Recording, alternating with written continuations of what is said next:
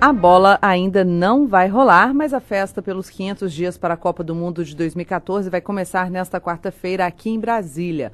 Na área externa do Estádio Nacional de Brasília, Mané Garrincha, o governo do Distrito Federal, o Ministério do Esporte, a FIFA e o Comitê Organizador Local da Copa do Mundo de 2014 vão apresentar o pôster oficial do Mundial de Futebol e acompanhar a contagem regressiva que começou na segunda-feira para o maior evento desportivo do planeta.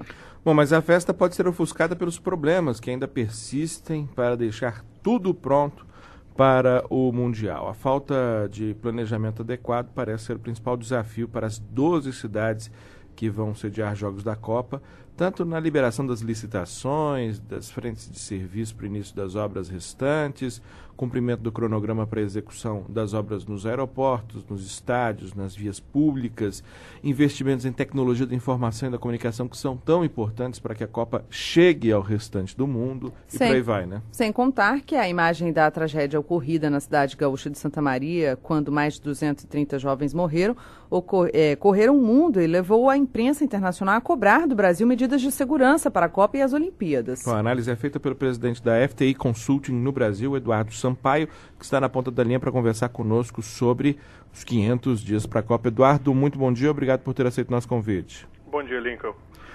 Bom, vou começar pela questão que talvez seja a mais complexa, que é a questão das licitações que ainda precisam ser feitas. Licitações, em geral, são acompanhadas de muita burocracia, um tremendo obstáculo para que os governos, especialmente os estaduais, consigam honrar o calendário de execução de obras. Como é que está essa questão em relação às obras que precisam ainda ser licitadas ou cujas licitações já começaram, os processos de licitação já começaram, mas ainda estão empacados?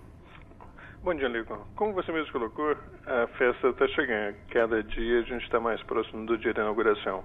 Hoje são 498 dias até o início. Então, nessa questão, como você colocou, você tem a questão da licitação. A gente tem a lei de licitações, que é de 93, a lei 8666, que rege o processo de contratação de bens civis pelo governo federal. E no caso particular da Copa foi feita uma exceção. E aí começam os problemas, né? Que é a questão do regime diferenciado de contratações, o RDC, como as pessoas muitas vezes falam. Se você colocar do ponto de vista de dificuldades para você ter um processo licitatório, como você colocou, eu faço o contraponto disso. Quanto mais critérios de seleção, quanto mais transparência, quanto mais auditoria de órgãos competentes, como o TCU, por exemplo, menor a probabilidade de você ter problemas no futuro, como, por exemplo, superfaturamento, má condução das obras, corrupção, etc. Que são muitas das coisas que, infelizmente, a gente tem visto ao longo do processo de preparação para a Copa do Mundo. Pois é, inclusive, acaba sendo uma faca de dois gumes, né? Porque não só acaba permitindo toda sorte de desvio, todo tipo de problema, como permite o desperdício, né? E aí eu não consigo dimensionar, acho que ninguém consegue dimensionar o que é mais preponderante nesses processos de ver, por exemplo, estádios com previsão inicial de 600 milhões ao custo de quase o dobro. Pois é, esse tipo de situação a gente tem vários e vários exemplos, infelizmente, relacionados à preparação da Copa. Você mencionou o caso de Brasília, por exemplo. Coincidentemente, por acaso, eu sou natural de Brasília, nasci, cresci, enfim. Tive o prazer de estudar na Universidade de Brasília, na UNB, durante muitos anos, talvez mais do que eu deveria inicialmente. E o caso de Brasília é um desses casos, né? O que era proposto inicialmente como uma, abre aspas, fecha aspas, pequena reforma do estádio Mané Garrincha, na verdade, acabou como todo um processo de reconstrução. Se você pegar, por exemplo, os dados iniciais de preparação para a Copa do Mundo, os primeiros dados que a CBF colocou cerca de 6, 7 anos atrás, do que seria o custo das obras de reforma nos estados, a CBF orçou, 6, 7 anos atrás, quando começou a discussão com a FIFA, né, de que seriam necessários cerca de 2 bilhões de reais, 2,1, 2,2 bilhões de reais para a reforma dos estádios apenas. E dos estádios apenas, a gente provavelmente vai gastar mais do que 7 bilhões de reais. Então, só para reforma ou para construção também de novos estádios? Reformas e construções, digamos 7 bilhões de reais relacionados aos estádios brasileiros. E como você mesmo mencionou, Daniele, não são apenas os estádios, você tem um conjunto de outras obras que fazem parte da Copa do Mundo, como, por exemplo, mobilidade urbana. Agora, Eduardo, até que ponto isso é objeto mesmo de um... Você acredita que isso seja objeto mesmo de falta de planejamento? Certamente deve ser um elemento preponderante. Ou até que ponto também é decisão política equivocada ou divulgação política equivocada? Por exemplo, um determinado gestor público anunciar que vai custar tanto para não assustar, digamos assim, seu eleitorado, e depois diz que por imposições de segurança, por imposições técnicas, por problemas, por complicações na obra, esse processo vai aumentando e chega a dobrar. Pois é, como você colocou, você tem problemas aí que podem de um lado envolver, ou provavelmente de um lado envolve, a falta de planejamento. Tem uma frase antiga que é muito utilizada no processo de acompanhamento de projetos de construção civil, infraestrutura, etc., que é um dos serviços que nós fazemos na FTI, que diz o seguinte: nenhuma obra é melhor do que o seu projeto. Ou seja, quando você faz um bom projeto, quando você planeja, quando você faz estudos geológicos, quando você faz estudos de mobilidade, você tem uma estimativa do que de fato você vai precisar e quanto de fato você vai gastar naquela obra, você tende a mitigar o risco de que surpresa apareça. Então, fazendo uma comparação bastante simplista, imagine que você vai fazer uma reforma no seu apartamento, que você vai trocar alguma coisa no banheiro, por exemplo. Se você se der o trabalho de fazer um planejamento bastante adequado sobre o tipo de azulejo, cerâmica, etc., quem você vai contratar para fazer o serviço, provavelmente você vai ter menos surpresas lá na frente. Uhum. E certamente muitas dessas coisas, muito desses planejamentos não foram feitos como deveriam, e eu volto na questão inicial que eu já havia mencionado. Quando você começa a propor exceções para a lei de licitações, a lei pode ser melhorada, sim, como qualquer lei pode ser melhorada. A lei de 93, por exemplo. Uhum. Mas quando você começa a colocar exceções para que processos licitatórios possam ocorrer sem o devido critério, sem a devida fiscalização, é como você abrir uma possibilidade muito grande, uma porta muito grande para que irregularidades, desvios, atrasos, como o que estão acontecendo, de fato ocorram. Uhum. Bom, vários casos assustam pelo salto que as contas dão. Acho que o caso de Brasília é emblemático nesse sentido. O salto é muito grande, mas há elementos dentro desse salto de custo do Estado de Brasília que eu acho que mereciam ser elogiados também, né? Acho que um exemplo é a questão de transformar o estádio num estádio que tenha autonomia energética. Isso veio depois, né, do processo inicial de planejamento do estádio. Queria que você observasse também alguns aspectos positivos que surgem de um replanejamento.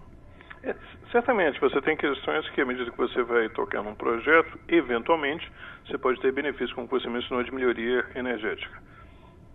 Mas a questão que se coloca é sempre a mesma, né? Qual é a melhor utilização do dinheiro público, né? Uhum. Se eu me propor fazer um determinado investimento numa obra pública, como, por exemplo, um estádio de futebol, ou melhor ainda, né? Uma coisa que tem mais utilidade pública, como um processo de mobilidade que está ocorrendo em várias cidades, vários trens, transportes, metrôs, etc., que estão sendo construídos, certamente esse tipo de coisa trará um benefício para a população. A questão que talvez seja interessante colocar é a que preço essas coisas, estes serviços, estão sendo oferecidos e disponibilizados para a população. Uhum. Agora, tem um dado também que nós temos aqui da FTI Consult, Eduardo, que é preocupante, né? A maior parte dos 310 atrasos é de obras de responsabilidade do governo federal e 37 dos estados. O governo federal devia dar o exemplo, né? Eu também tenderia a concordar com você. E aí você tem várias questões. Você pega, por exemplo, a questão do Ministério dos Transportes, né? Eu conheço e acho que realmente hoje o Ministério está muito, muito melhor gerido com o deputado Aldo Rebelo vis-à-vis alguns dos antigos ocupantes da pasta. E eu traço um pequeno paralelo que não tem sido ainda devidamente explorado. O deputado Aldo Rebelo, que é uma pessoa que eu volto a dizer, eu tenho bastante respeito e consideração, ele foi o presidente da CPI da Nike. Algumas pessoas, talvez com mais de 30, 35 anos de idade, devam lembrar disso, que mais ou menos 10 anos atrás a gente teve no Congresso Nacional uma CPI para investigar suspeitas de que coisas equivocadas ou indevidas ou desmandos e descasos tinham ocorrido no ambiente da CBF, e o Aldo Rebelo, o deputado Aldo Rebelo, hoje ministro dos Esportes, era uma dessas pessoas. Então o Aldo Rebelo ele já investigou, ele já teve à frente, né, de algumas decisões equivocadas dentro do ambiente da CBF. E felizmente hoje a gente tem a oportunidade, obviamente ele chegou um pouco tarde, né, muitas dessas decisões já tinham ocorrido, né, mas eu imagino que hoje nós tenhamos uma probabilidade maior de fazer coisas certas com a presença do ministro, vis-à-vis alguns dos antigos ocupantes da pasta. Esses atrasos podem ser considerados por demora na liberação de verbas ou uma falta de organização interna mesmo? Eu diria estes e mais alguns fatores, né? Você mencionou 2 fatores que são importantes. Quando você tem um processo de obras públicas, por exemplo, né, relacionados a transporte urbano, você tem, obviamente, que fazer desapropriações. Então, aquela rodovia, aquele trem, aquele metrô vai passar uma determinada área, você tem um processo de desapropriação, um processo de remuneração para aquelas pessoas que eram proprietários de sítios, fazendas, casas, etc., né? Tudo isso leva tempo. Mas eu volto à questão anterior, né?